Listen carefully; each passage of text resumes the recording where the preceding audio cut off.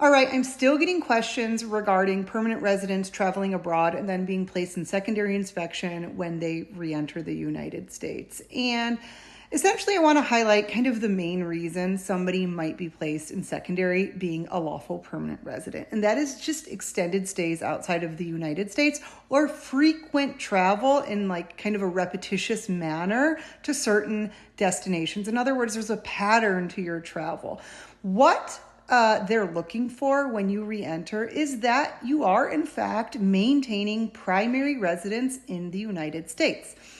Essentially, the rule of thumb is you can't leave for over 6 months, and within a 12-month period, you're not outside of the country for a cumulative total of over 6 months. That would lead one to think that you are not maintaining, your primary residence in the United States.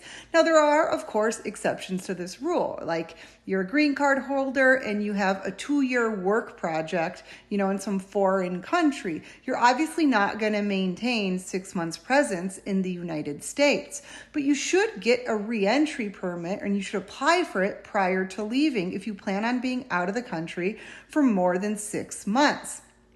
If these are just leisure trips and you in fact do have a second residence in another country, again, you are not prohibited from having a secondary residence, but you need to maintain the one in the US as your primary. And proof of, say, for example, paying a mortgage, having a car payment in the US isn't going to be sufficient. They're going to look, you could have a secondary residence that has a mortgage and you have a car payment in another country. It doesn't mean that you're primary residence. You have to show that you're actually living your life, right, in the United States.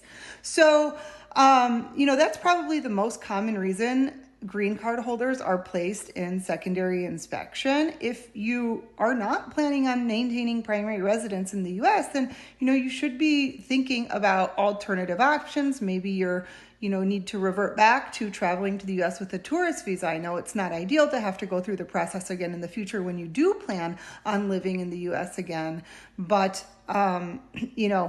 you generally don't need to consider that if you are maintaining your home in the U.S. as the primary residence.